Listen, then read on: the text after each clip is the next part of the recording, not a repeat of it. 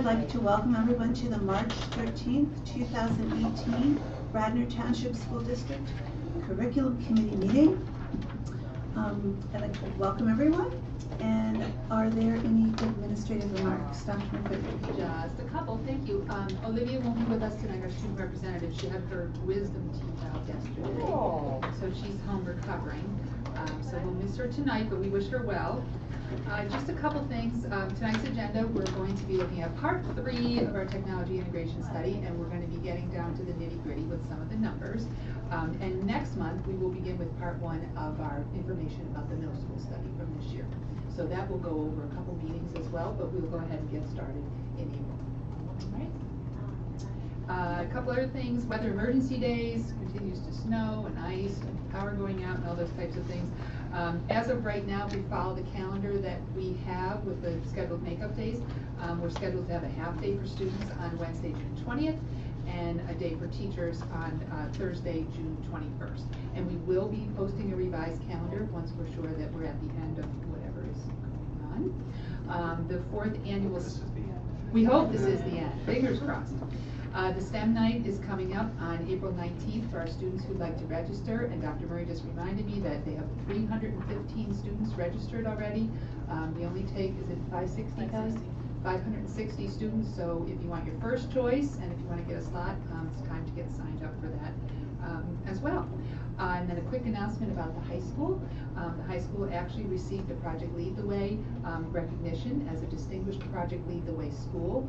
I pasted the list of schools there because you can see even across Pennsylvania there are just a few.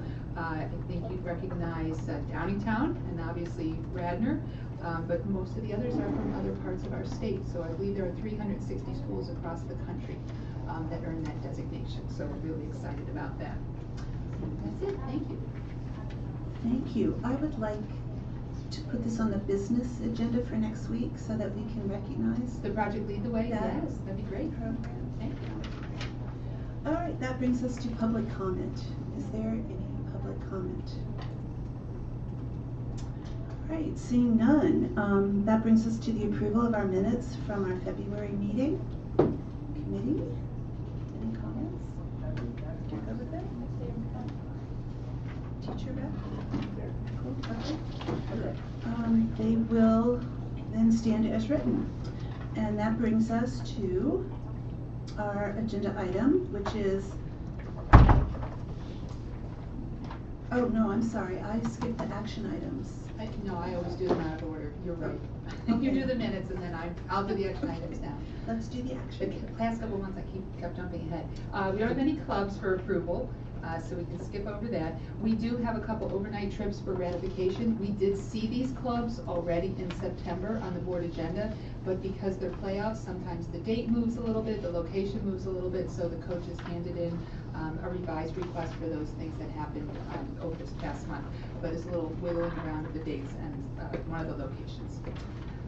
And then we have 2 donations, both coming from the Radnor Education Foundation that we would like to put on the business agenda. The first one is for the V-Man to come to Radnor Elementary School at a cost of $460. Very popular annual event. And the second one is for Minithon at Radnor Middle School. They're a group of students that are interested in recreating the kind of middle school version of what they typically do at Penn State with Bond. Very excited about it. And the middle school, or the Radnor Education Foundation, is giving them some funding for a DJ and water rooms and things like that. This is their first one. That's it.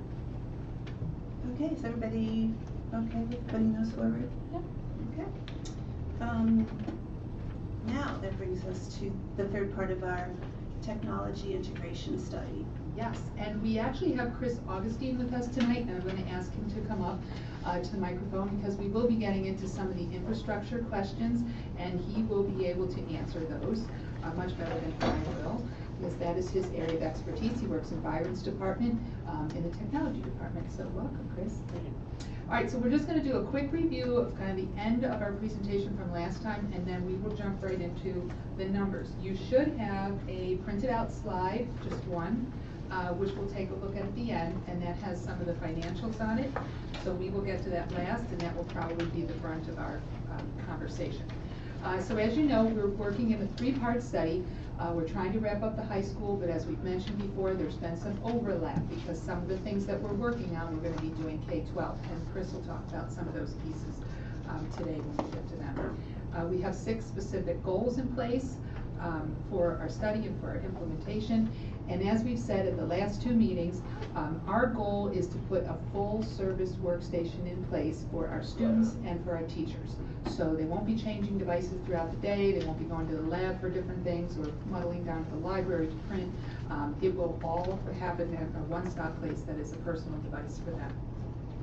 We started talking last time about some of the financial implications.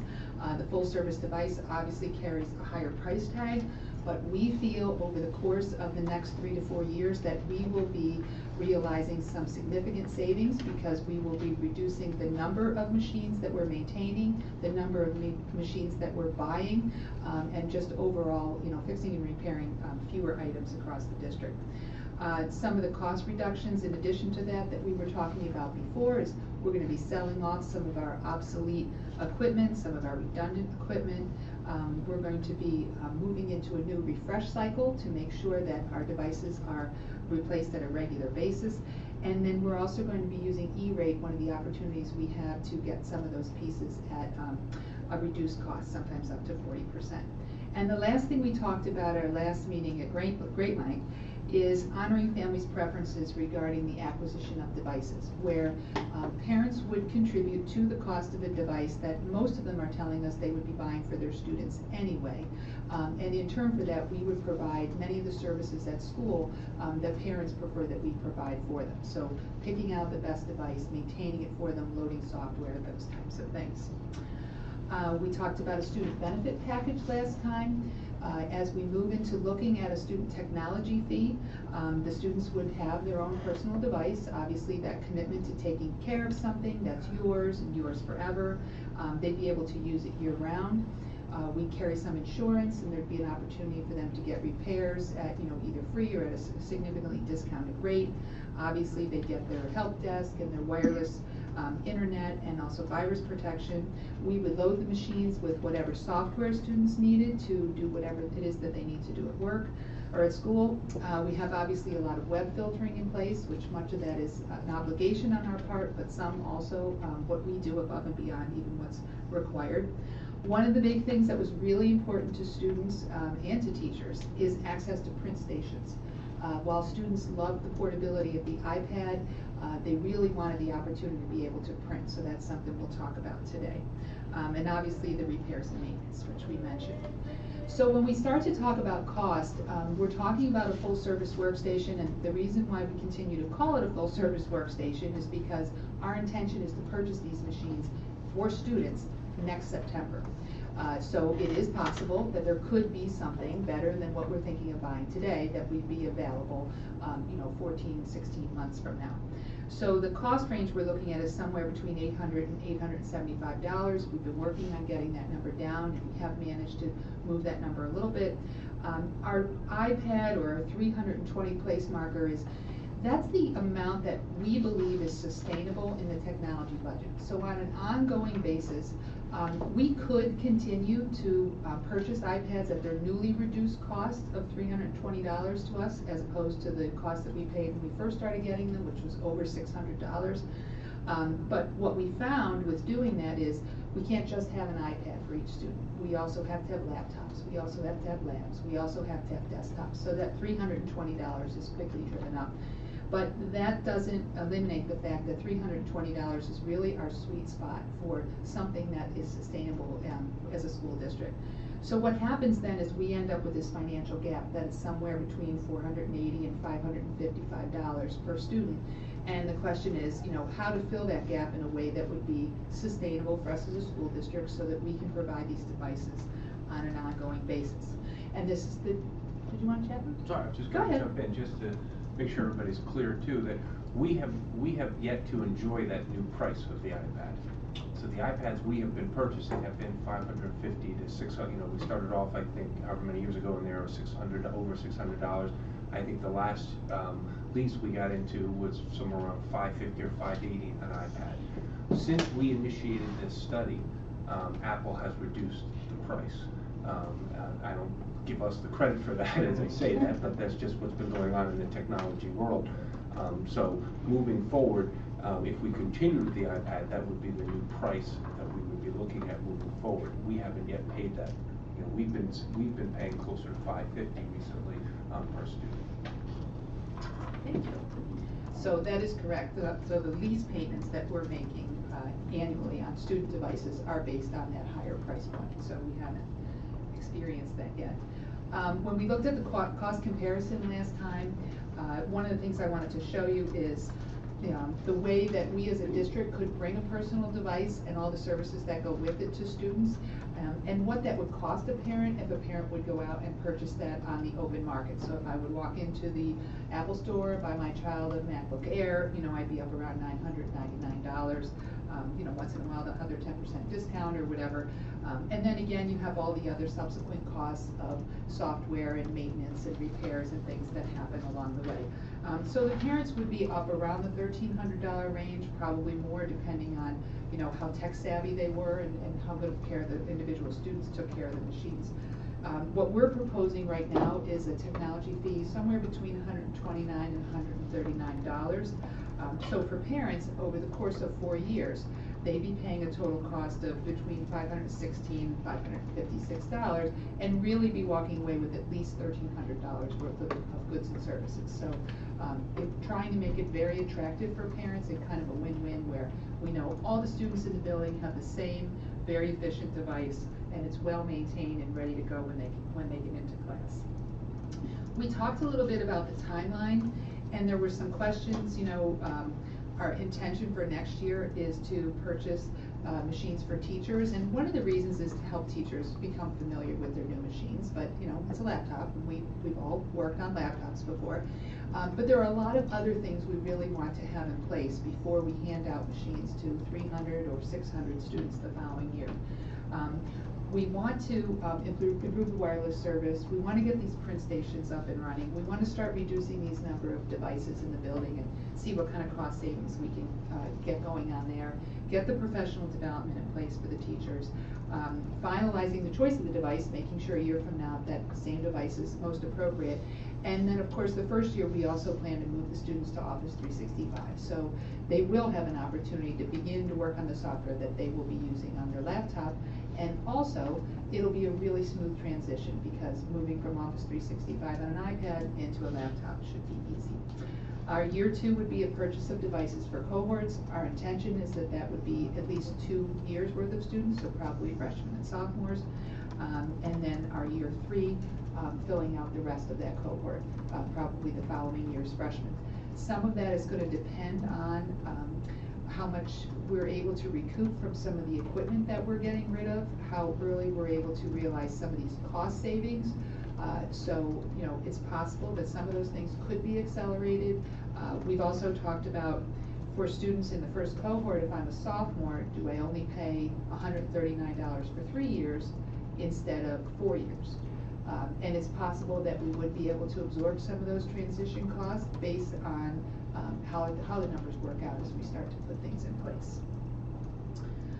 So we looked here at our year 1 costs, and we started to talk about some of those different pieces in place. I'm going to skip this because we're going to go to the slide that we put together with Byron as well. The first piece, our last PowerPoint slide here, talks about the curriculum and professional development costs. We knew this was coming. We knew something was coming when we put together the curriculum budget this year. So we do have some funds in the curriculum development for program development.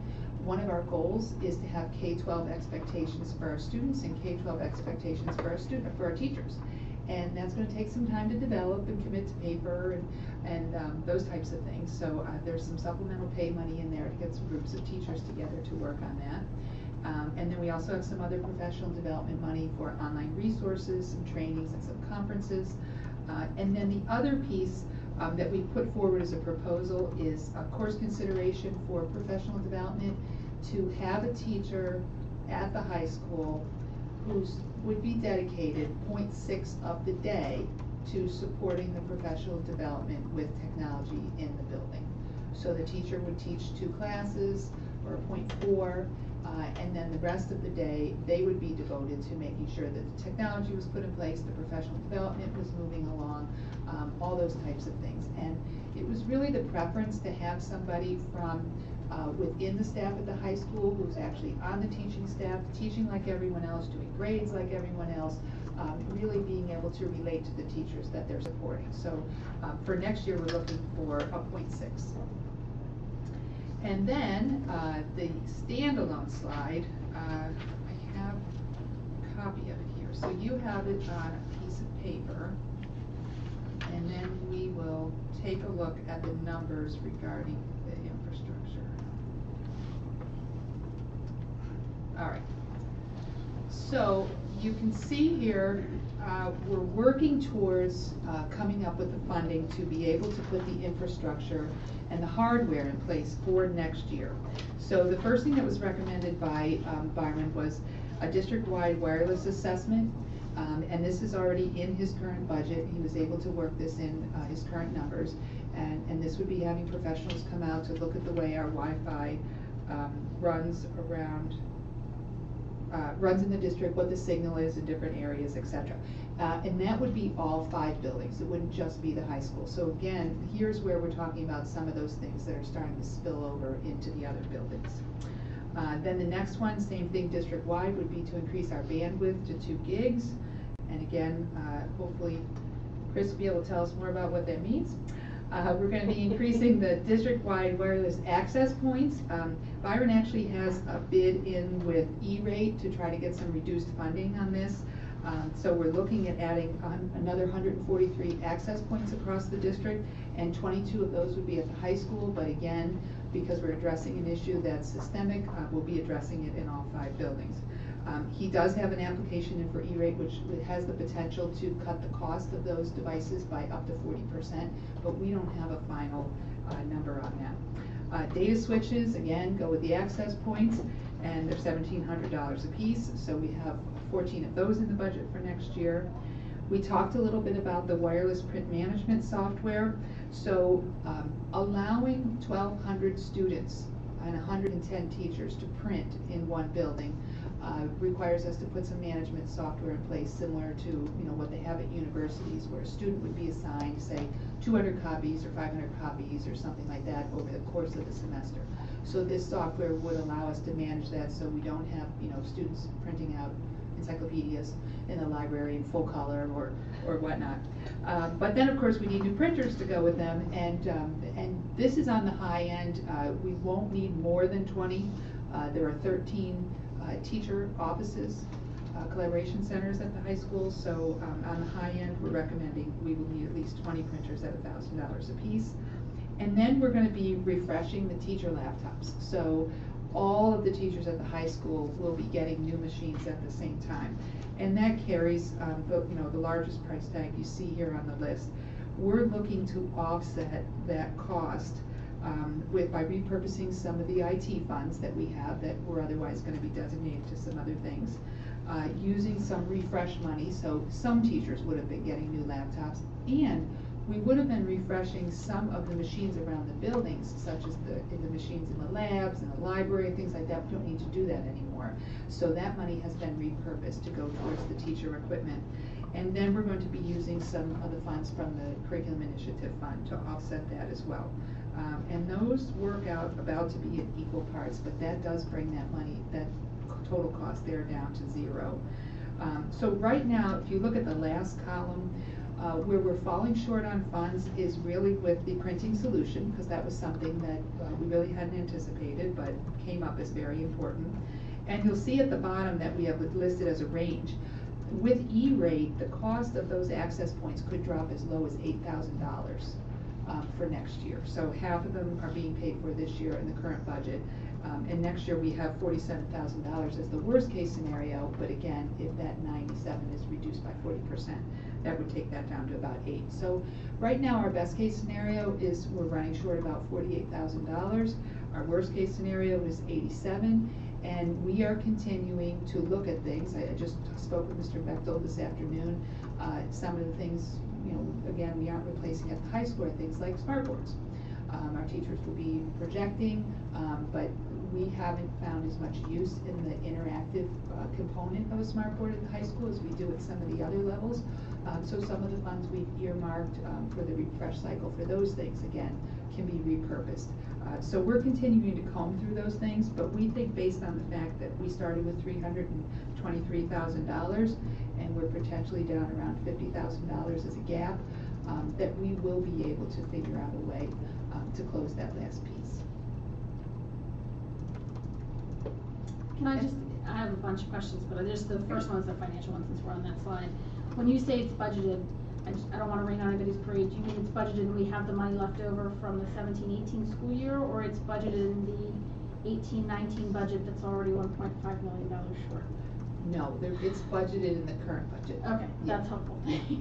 Right, so the wireless assessment, like that's already beginning. I thought so, Yeah. I just wanted to make sure we weren't. So even as we started to work through the study earlier this year, you know, we put a lot of things on hold because we weren't sure which direction we were going to go in. And once we knew the direction, we knew which things we had to buy, didn't have to buy, and could repurpose.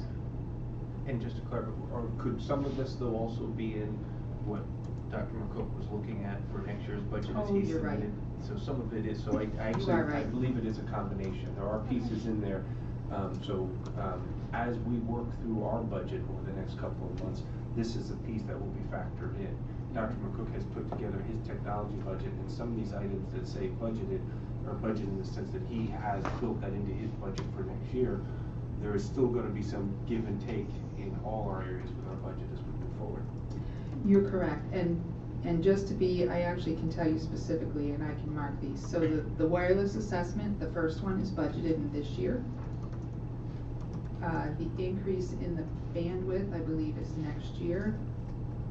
The access points, that $50,000 is budgeted in this year.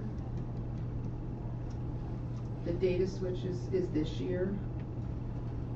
And the teacher refresh cycle is next year.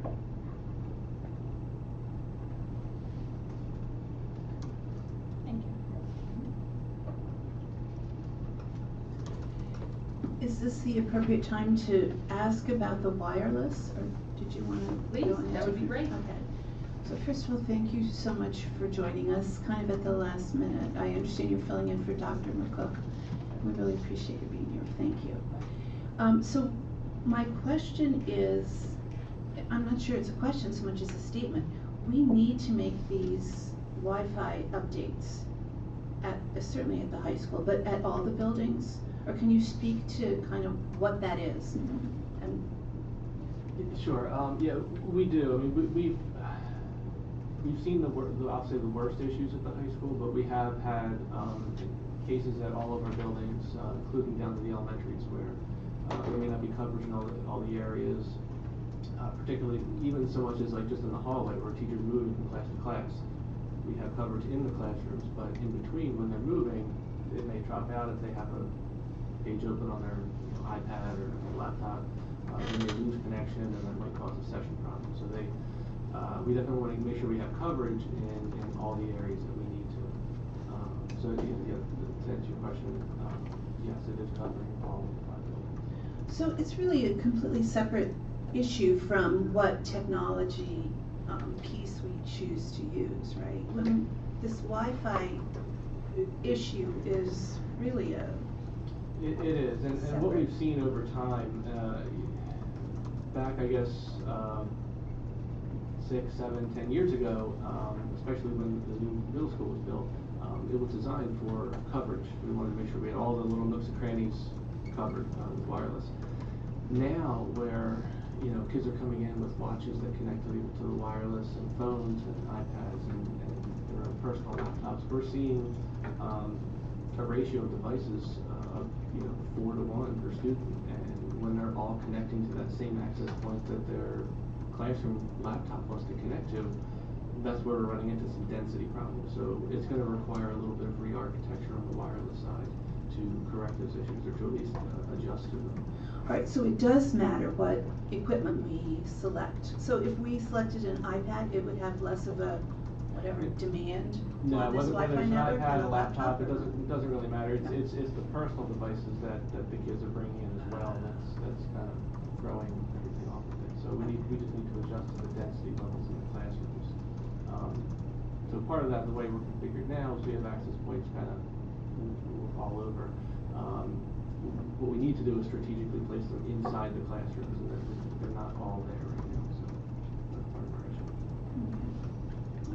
And what we're designing towards is that, and Chris helped me out with this, we're designing towards that student use of using that full workstation, what is needed. And what we're finding is, the original design from years ago of putting an access point in the hallway, and then what happens when you have multiple classrooms and then they're jumping around trying to pick up an access point. What we're finding from looking at other districts and learning ourselves is that really that access point in every classroom. That really seems to be the best practice, is the recommendation. Right. And so that's what this is planning to do. Chris, do you want to talk a little bit about the wireless assessment and what that would look like? Sure. So we're working with a couple different companies to get some pricing, but what they'll do is come out to our buildings with RF readers and certain types of special wireless devices to look at the strength of the signal, look at the decibel levels, and figure out where we might be having an issue and what we can do to best correct that. And like I said, generally I think the consensus is going to be put the APs into the classrooms, but that's what they're coming out to give us a recommendation. They have the specialized hardware and knowledge to do that. So. And I don't know anything about this, so this might be a really ignorant question, but is this something that an outside provider would help us with as a public institution? Like, would there be funding or grants to cover this kind of thing for us? We're working with one of the companies is our reseller for our wireless access points that we buy them from. So they're coming out to take a look. We've had it done in the past at Radnor Elementary, and seemed to improve. But again, that was a few years ago, so things have changed as far as best practices and recommendations. So it would be good to do it again. And through this discussion too, we will be looking at, for funding, our E-rate dollars could offset, so that's why there's a range. So we could be looking at those E-rate dollars, which could help us there. One of the discussions we also want to have is, and that I believe we're going to continue to have through this, this opportunity to have them look through and do our, study our access point and our assessment, is how many devices should we be allowing on our network and system as well. And we need to be having that discussion as well. We know that the students need a device for the classroom with Schoology, but when we start looking at these other devices, we have to have a discussion about what kind of limitations do we want to set as we move forward. That would be part of this discussion. That brings up another, sort of side question. So we make these improvements. How long will these improvements be sort of sufficient? Are we going to have to go through this again in a year and a half? Because it won't, like, technology will change and we're now behind the 8 ball again. Like, technology, you're right, technology does change very frequently, although I don't believe that we'll need to revisit this for a good 5-6 years at least. Once we get to the point where we can sufficiently support a one-to-one with kids' full-blown laptop or workstation, I don't think we would need to adjust anything past that.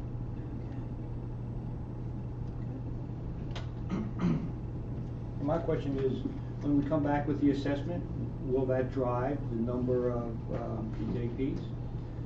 Or how No, I don't think it would very much. That number that's on the spreadsheet, that was 143, that, like I said before, we're pretty sure now that we need to put an AP in every classroom. That 143 number pretty much does that for us. So we're thinking we're going to be pretty accurate with that count. Okay, so the assessment is to do other things, to make sure that we have the support for the AP and everything. It's going to look at and just kind of confirm our suspicions and just give us some of the best practices and recommendations and maybe some trouble areas that we're seeing. Yeah. Okay, thank you. You mentioned that the smart boards aren't being replaced, and I was just curious about that. How long we had them? Are they not being replaced because they don't work anymore, or are they obsolete? I think they're obsolete in some settings, you know, particularly the high school where the teachers tend to use the, you know, the projector more for the purpose of projecting, and then the interaction that they use with what's being projected happens on their device. Whereas at the elementary school, a lot of the programs, and at the middle school too, a lot of the programs that we purchase have interactive smart notebooks within them, and the teacher can put up, you know, the Wilson Foundation's word cards and move them around the smart board and things like that. We haven't seen that type of use at the high school, so pretty much they're used like a projector. I mean, you can write on them and whatnot, but you could also write on, you know, you just write on their iPad, or you can project whatever's appearing on your device. Is the technology too old to sell if we're not using them? It might not be. We've had, so far at the high school, Mr. Bechtel's done a walkthrough of all the equipment and devices that we're going to consider, you know, liquidating or recycling or selling or whatever. Byron met with, at a conference last week, a couple resellers who are going to be coming out to look at some of our things.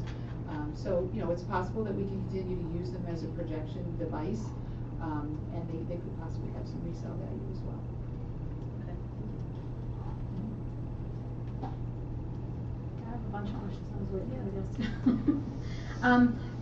And I understand why it might not be a year one, but I think I brought this up last month, and I just want to know, do we think we have sufficient charging stations for students' devices if we start having, I mean, maybe we do because of the bring your own technology, but I just worry that you'll have enough kids who don't charge before they get to school. I don't know if we've got desks with plugs in them, or if we're going to have them charging between classes. You know, we can't have them using them in class if they're working. Right, and I think most teachers and the high school as well have a couple strategies in place for that. There are big charging stations. They've made them out of little plastic toolboxes and whatnot that sit out in the lobby where students eat their lunch. There's some of those in the library. And then most teachers will have some type of a plug or a power strip in the back of their room, so if students don't plan ahead and have their machines ready to go when they come in, they can sit, you know, in a different place in the classroom and plug in. One of the things that we looked at though was, you know, when we looked at devices, was a long, useful battery life. So, you know, we're looking at these machines. If the kids bring them to school fully charged, they should get them through the day, but they don't always remember to plug them in. And it's not just students who forget to charge things. I was gonna say. From the teacher refresh cycle, I just wanted to understand, and I understand the need to kind of buy necessarily all at once to get everyone on the same page, but I guess my question is, what do we think the life cycle is of, I guess it's Chromebooks, I thought it was MacBook Pros, but whatever it is, we're looking to buy them in the first year, so that we know, I mean, because we're gonna have to it would be a huge hit to the district if we're suddenly spending this every so many years, so I assume we're gonna try and cycle them out in phases, but what do we think is the minimum useful life of one of these laptops? Well, our goal is to get a 5-year refresh cycle in place, and originally we had looked at doing it by building, just because of the way we can support people in different ways. The refresh cycle we're looking at now is a little bit different. We're going to do the high school the first year, and then to try to get some of the equity in place as well.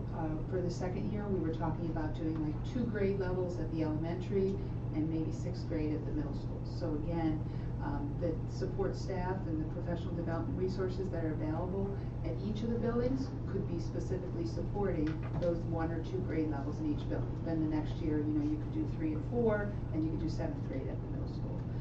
And then of course we have our itinerant staff, we have our specialists, all those types of people. We're trying to come up with a plan where it's fairly balanced, so we're buying about the same number of devices each year, but this would be the largest number. And the laptops at the high school that the teachers are carrying are, you know, 6 and 7 years old. I mean, they're up there. So they're ready.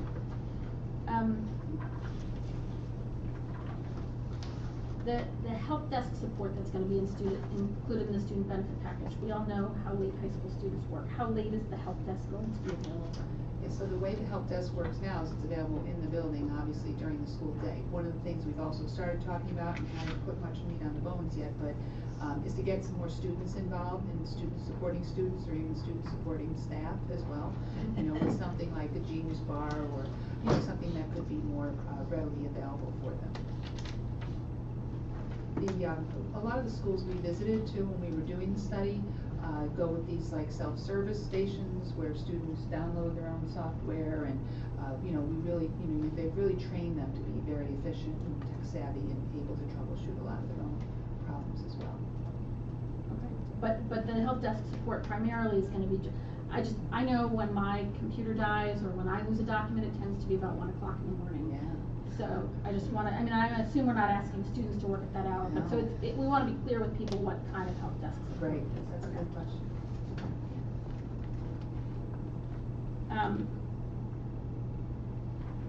So we're moving the students who are, the plan is to move the students who are on the iPads in 18-19 onto Outlook 365 the first year, or Office 365 the first year. Correct. So that then when they're sophomores, we'd be giving up the iPads. I'm just trying to figure out the cohort. They'd have the iPads for a year and then transfer over to laptops. So we would recycle our iPads that we have at the middle school. They would come to the high school for our 9th graders, who are 2 years old. So, you know, they're fairly new. They would still have an iPad next year, but they would also begin to make the transition to Office 365. They'd start to use the OneDrive to store their documents.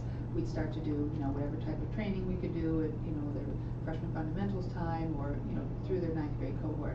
And then the next year, it should be a fairly easy transition where, again, now they're going to be accessing Office 365, but they're going to be doing it on a laptop instead. Their files will be there and everything will be ready. Okay, so we're not purchasing a whole new set of iPads that will only go out for 1 year. That was my concern.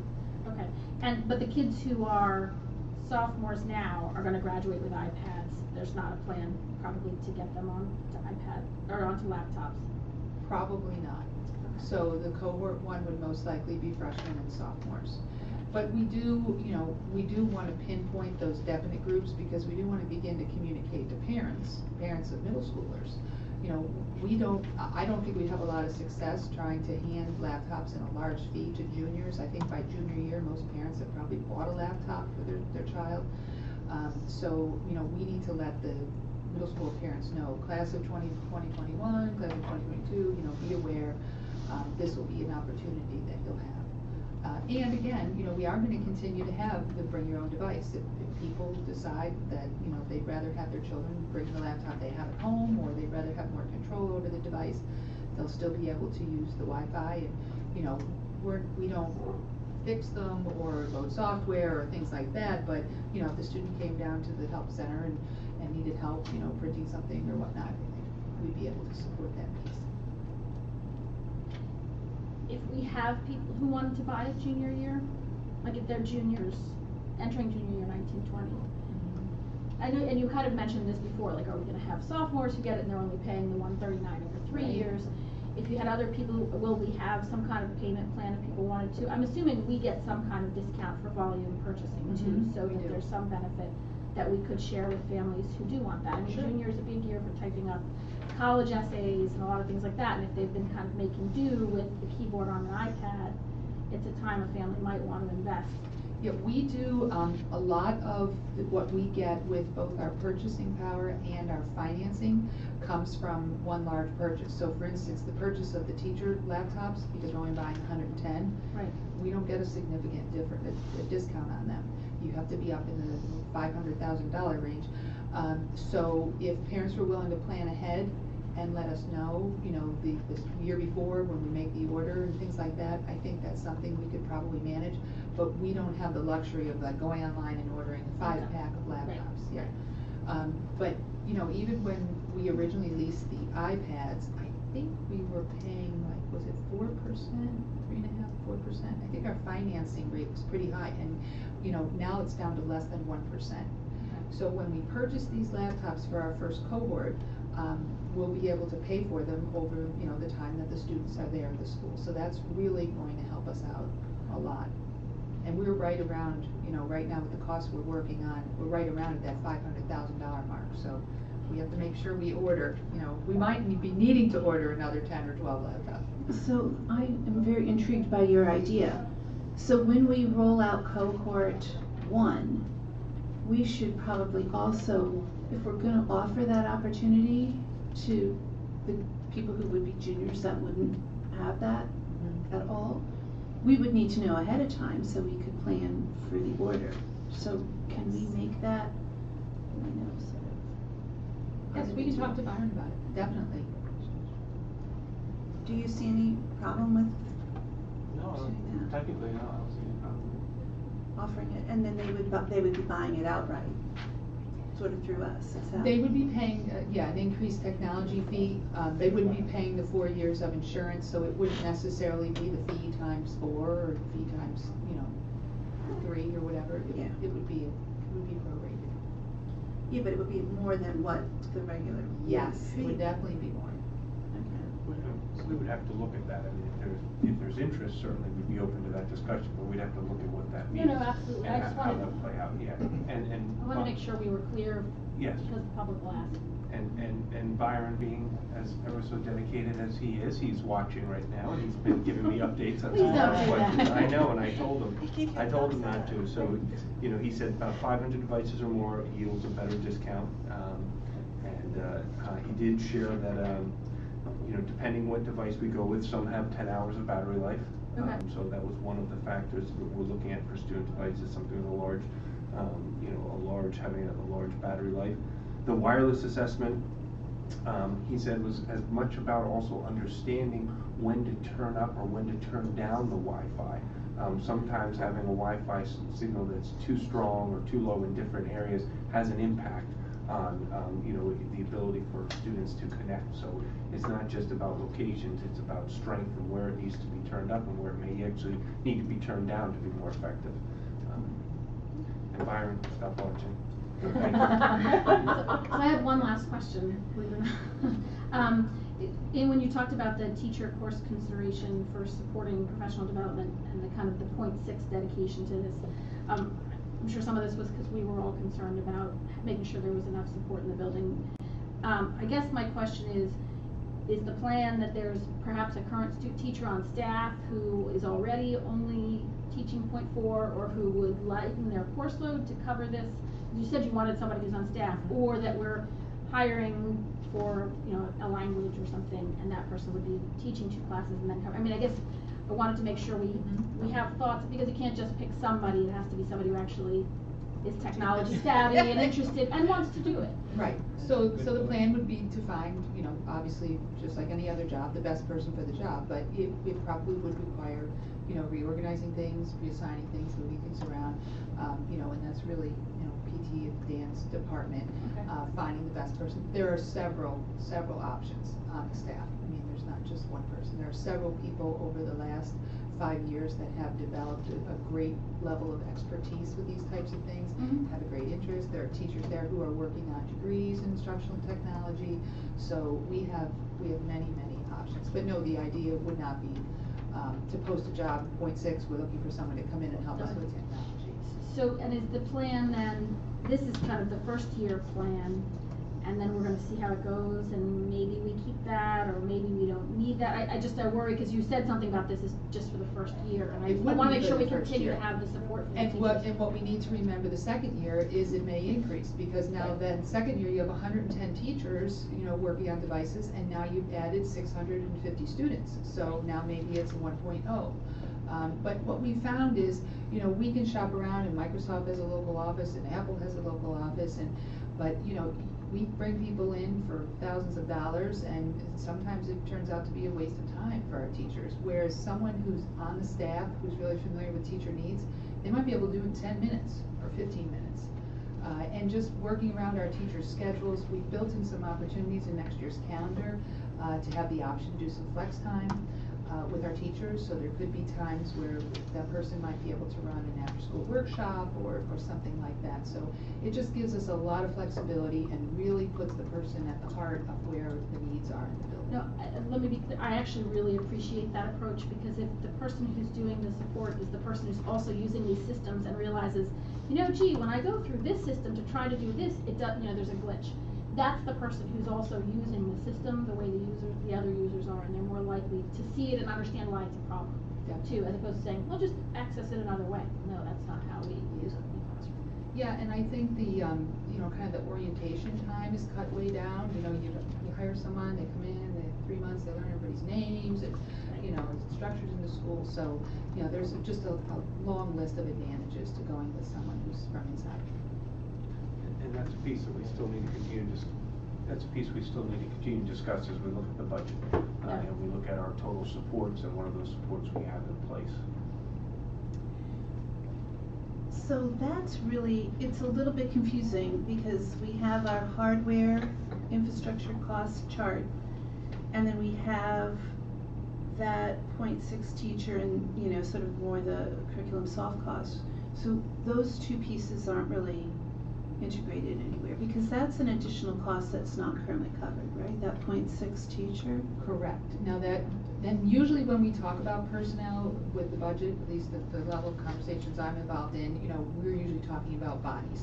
I mean, I don't put a teacher in my budget and say, you know, I'm gonna hire somebody for $85,000. You know, we usually handle it based on, you know, one building has 45.3 people, and so that's why we translate it that way. As far as the soft costs for training and things like that in curriculum, we have the funds in the current budget if it stays where it is. You know, we're winding down with some of what we've done with the Math and Focus program. We won't have as many of those pieces in place next year. So again, it's our opportunity to move through the cycle and put different things in place for different focus areas. I'm looking towards our teacher rep over there. Do you have any thoughts, comments? Put you on the spot. No, I had a couple questions, but some people Yeah. already asked them, so I'm just gonna take answers. No, that's all right. So, I'm fine. All right. Oh. I have questions. Can I come up and ask? I believe that would be fine. You guys okay? Thank you. Well, If everybody else Comment, asks. comment. No, it's not common, it's questions. I don't serve on curriculum, so I wanted to ask some questions. It's a little. I mean, I'll wait Yes, till the it end, is. until they come. Okay. I'll wait till the end. That's what we usually do. Yeah, we can, I only have one more thing. if Okay. Yeah. Nobody has any Well, questions. That's fine. Sorry. So we do have a draft resolution to take a look at, so that we can, you know, kind of wrap things up and start to move forward with the planning piece. And I have it on the last slide. This is something that we would propose be presented to the board whenever we feel like we're ready to move on to this level of discussion. But that we would commit to purchasing full-service workstations for the students at the high school beginning in 1920. And we would commit to establishing an annual technology fee for high school students that will offset the cost of the devices, and then also we'll have a plan in place to provide support for students that are financially unable to contribute. So it puts like those three general guidelines in place for us. You know, we'll be making a commitment to a full-service device, we're making a commitment to a shared technology fee, and we're making a commitment to have some of those pieces in place to handle the financial piece. So the financial piece would be everything from, you know, our students who are on free and reduced lunch to some of our families who have multiple students, particularly at high school, to make sure that there's a cap on those fees. So if I have 4 students at Radnor High School at one time, not 139 times 4, that we come up with something that's at least a little bit more manageable. You partially answered my question. It's a concern I repeat all the time. I know we cover the bottom financial end of our students, and we don't worry about the tippy-top financial end. I always worry about the middle. You always find money to do whatever they're asked to do, but they're not bottomless pits of money. So if there's anything else we can do to look toward considering the extra financial weight that we put on that large middle section, even the sliding scale, in terms of income, anything, I'm very sensitive to people's needs in that way. And I hate being presumptuous about other people's needs and abilities to pay. Thank you. We talked about the idea of maybe some things we could look at, particularly for that group, is do we have any opportunities either through the district, through working with our foundation or places to create some types of offsets, you know, where students are contributing something, but then they could apply for a partial scholarship or something to help support, and that's something we're willing to discuss and look at, you know, to address that as well. Exactly. Sounds great. I think I have some language suggestions to make with this, but the financially unable bothered me too, Julia, because I know we've had this conversation before. I think it should be, you know, for whom it's a financial difficulty. I think unable is different than. Or for whom- hardship, but yes. also financially, I think is spelled wrong. Oh, is it? Yeah. Oh, you're right, thank you. We like to wordsmith. Well, No, we'll save that for policy. And this is again, this is my lack of experience on the board. I mean, it says that we're gonna purchase workstations for students. I don't want members of the public to assume that sounds like we're gonna purchase workstations for all students, because that's not the plan that school year. Also, I don't think that the fee we're asking for offsets the entire cost, it offsets a portion of the cost. So again, we don't want people to be surprised that there's a line item in the budget to cover some of these costs. Does the resolution also need to reference the fact that actually in 2018-19 we're gonna buy new computers for the teachers? I know that's kind of part of the refresh cycle, but if it's part of our commitment and it may involve additional costs, same with the printers, I don't know if that all gets rolled into the budget. I'm not saying it has to, I'm just asking.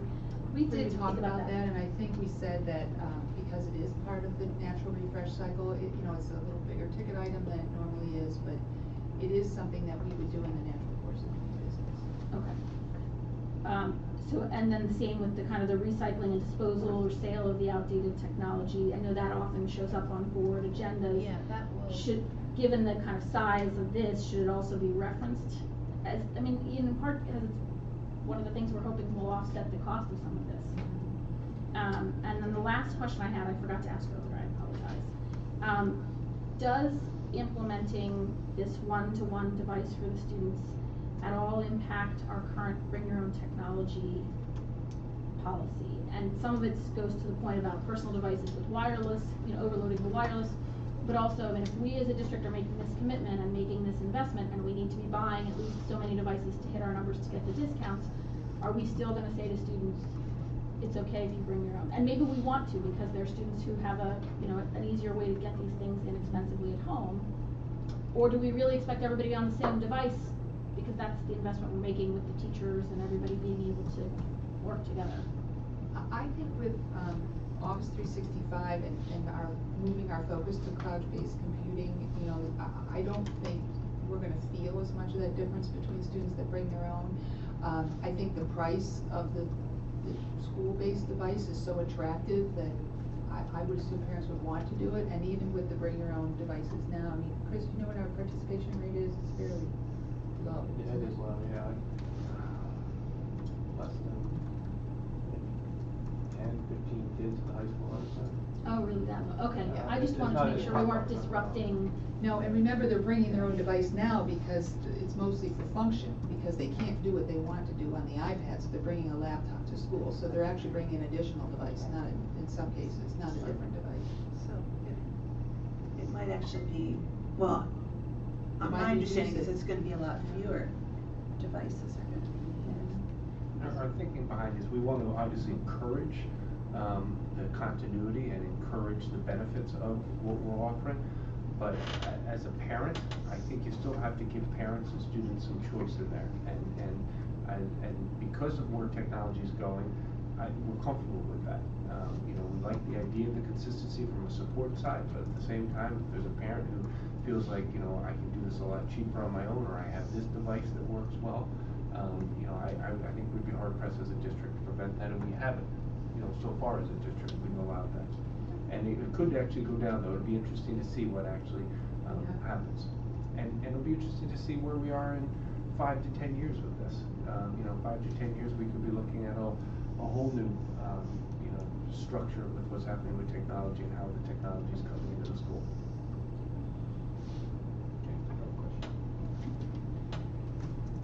Now that we have a handle on the high school, you had talked about the K-12 piece. Mm-hmm. What's your vision looking forward as how we're moving down to the middle school? Well, we've actually had quite a few. Next Go ahead. week. That's Right, great. next month? TBD, that was the next phase of the. Yeah, that is the next I'm phase. just curious of what the next phase is gonna be, that's all. Yeah, well, we have had a lot of conversation, particularly with tech liaisons and whatnot at the middle school, and, they have experimented with iPads this year, in science, and it's been a little bumpy. So there's a lot of interest there in looking at the Chromebooks, and I think that will be a great opportunity next year to put some of those in place and see how they work in the middle school. The price point is great. Students don't need to have one-to-one, they're easily supported in carts, any student can pick up any one and work with it, they're touchscreen, so there's just every day there are new devices coming out that are better and cheaper and, than the day before, so, very excited about it. I think what'll dictate a lot of that too is as we work on this K-12 continuum of what we want our students to know and be able to do with technology, that's gonna dictate a lot of this too. You know, what's the device that they need to accomplish those tasks? And Chuck, it's a great question, because when we set out to do this, part of the reason why we started with the high school was because of the timing with the leases. We realized we hit a moment in time where this was a good time to begin looking at that lease schedule at the high school to start there. And we said that once we developed the recommendations for the high school, the next phase, would be to start to look at that. What does it mean now, K-8? And that's something that's going to, take place over many months and into next year as we look at that piece. So that's the next, and it was always purposeful that way, that once we get through this portion, we would then move on to that K-8 piece. Because looking at it from a standpoint of transition, because we were transitioning from the middle school to the high school. So when those kids move up to that, we want to know what they need to be ready for. And we don't want them to be up in 9th grade and then all of a sudden we start training them on these are the skills that we would like you to have. So that's kind of what I'm saying. We need to look at what's happening as they're going from one system to the next system, and we can make that transition as seamless as possible. Yeah, okay, thank you. My other question would be about the wireless charging. Do any of the devices come with wireless charging? Wireless charging? As far as I know, none of the devices that we've looked at offer the wireless charging. That's pretty much limited to like cell phones. Right. Okay. Just curious. All right. Thank you. So, are we then looking to move this forward to the business agenda next week? Right? Is that? Yes. Would you like to wordsmith it now, or would you like me to wordsmith it and make those changes that made some notations around those? I'm not in favor of wordsmithing at a committee meeting, but I think the committee would like to see, I want to see your comments incorporated for sure. Could we see it before it goes on? Absolutely. But the other thing I would like to see is drafting a resolution that's going to commit money in a different budget cycle that we're actually in right now. We're creating a budget, and then by saying we're going to commit to this, are we committing money to this? Yes. Yes. So are you comfortable with that? For a future budget, correct? Yes. So I would just like someone to check with the finance people before it goes, before we bring it forward, that the finance understands that we'll be committing money not just in this budget, but in next year's budget. Okay? For the board, it's the finance piece. The big piece for the board right now is the concept of the student fee. That's really I think the commitment that is critical. As to the financial implication, there's always things that we're doing each year that we're going to be rolling or replacement or things that have implications second, third, or fourth year. So I don't know if that piece is that abnormal than any given year. What is different here, though, is we're saying moving forward as a district, we're looking at having a student fee to offset some of these costs. And if that is the direction we're going, that then helps the administration and the teachers, the technology department, look at what is that appropriate device. If we're not going to have an offset on the cost, then we may look at a different device. Yeah, I actually disagree with you on that, because I think that our committee is charged with just what we've done, look at what our instructional program is and what technology we need to support that. So I don't then think it goes back through somebody to say you can't do that. I think, yeah, I think we put it forward to the board as our recommendation. If you're going to put it forward to the board, it would be a good idea that the finance people know that this is coming and this is what it's about. It's alerting them to the fact so that they will understand it. Right. Do you mean the I'm not finance saying committee or the finance team, like Michelle? You want to make sure they've told Michelle about it. No, the actual people this is going to be brought up to the full board. Right, so they'll be at that board meeting. They will be at the all of board those meeting. people. They should know what's going to come up at the board meeting for the entire Right. board. Well, they get all their committee notes. Well, it's know just what we're happening doing. right now, so it's really Yeah. easy for. Well, and I think our plan was to do one of those priority action items presentations at the beginning, so, a Yeah. shortened version of what we did So today. we know what's coming up, so people can have questions about that. Yeah. And I think we've consistently had, I you know, don't mean to Yeah, raise you bring everybody, yeah, well, yeah, we want everyone to be. the board, I'm Yeah, saying, right. I'm not saying to push it to the finance committee. Mm. No, I'm not saying that, I don't Oh, mean that okay. at all. Yeah. No. Okay, so is everybody comfortable with that? Moving forward? Chris, is there anything else we should have asked? Do you have any questions? Thank you very You much. wanna do, does Susan have Oh, questions? yeah, You may before wanna- you go. I don't have questions. So actually, that does bring us, I think, to public comment, which will dovetail, I'm sorry, Susan, No, that's fine. just procedurally where you need to be. No, I know that. Thank you, Susan Stern. So,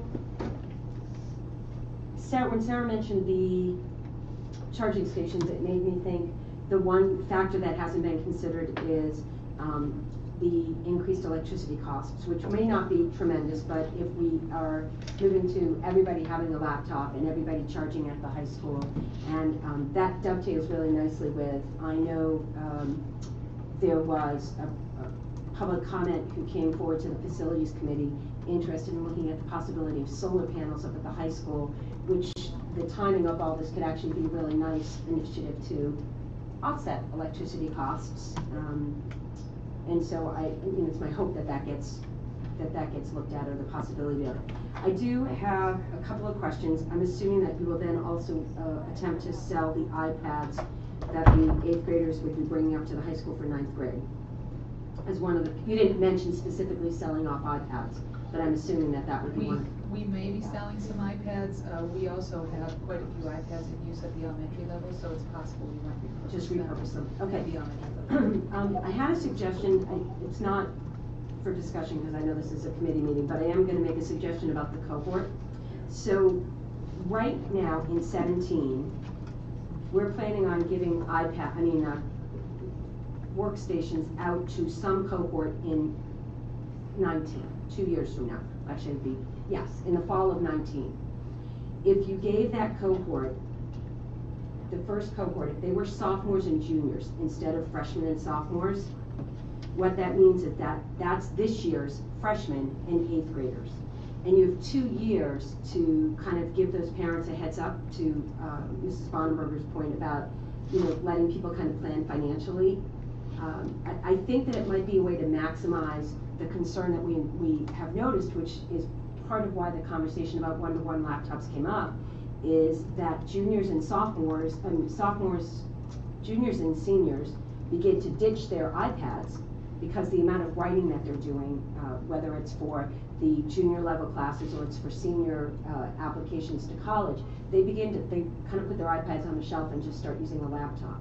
So for me, the whole notion of starting the freshmen and sophomores as the first cohort in 2 years means that we have juniors and seniors who are going to continue to go without a laptop for the next 3 to 4 years. When if that first cohort is sophomores and juniors, and you talk to those juniors and sophomore kids now, well, they're 8th graders and 9th graders, and talk to their families and let them know the intention is to give them a laptop in their junior year and their sophomore year. They have 2 years. We could ask them to start budgeting for a bigger copay to, plan for it. And then their junior and senior year, in the case of the juniors, they could pay that $129 or $139, whatever you come up with. And so they will have paid for the full 4 years because we let them know 2 years in advance we're intending to give them a laptop. They know that they don't have to go out and buy a laptop when their kids are sophomores because they know they're getting it at the beginning of their junior year. And then they have it for their senior year. So I would just ask us to think a little. The problem is. Guys, I don't want to discuss it. I'm just making comment because this is committee. Contribution would have to be twice what. Okay, so I'm going to finish my comment, which is I would just ask you guys. Please don't answer the public. Yes. Plus, which that would make 5 of us, which is a board. So I'm just making the comment. My thought is to really give thought to the moving pieces of what's the best cohort to start with in the fall of 2019. And with 2 years notice, which is the benefit of, kind of whether it's a resolution or memorializing this decision now, it gives you a long time to roll out and ask those families to plan for it. And the other thing, actually following up on something that Julia's asked about a lot of times, and you guys talked about the possibility of offering up laptops even to those families who wouldn't be necessarily in the cohort. This would be a great opportunity to do some kind of electronic link, electronic sign up, electronic registration for kind of a pre-order, if you will. And that way we as a district could have a sense of how many people would be on board in addition to the cohort you're planning. And I think electronic, because I know you've mentioned a lot of times, it'd be great if we could do our forms online or sign up and pay for our field trips online. I mean, there's been a lot of talk of can't we make that more user-friendly. So those are my comments. Thank you. Thank you, Mrs. Stern. Is there any other public comment at this time? We should just make sure no one has new business. I don't. I just wanna make sure. Okay, thank you. I think I did unfortunately skip over new business. Is there any new business? No. And I think that, Oh, you know what, I forgot to answer my question. oh, Do we have to read them out? No, I don't have to read them out. In fact, they're very, Say that they're in the they're in, are they? yes, they're just 3 questions there at the end. 2 of them are See, repeats. we do answer questions, which is good. 2 of them are repeats from old questions, so I'm just referencing you back to the previous answers. One about the watershed class. We do not have any plans at this time to add an additional class. The other one about the substitute report that, currently we're happy and satisfied with the policies and procedures we have in place. If there's a decision made to look at those again, we'll bring those back. And then the field trip funding policy is going to be answered by Dr. Barger. Thank you. Seeing, that brings us to adjourn the meeting.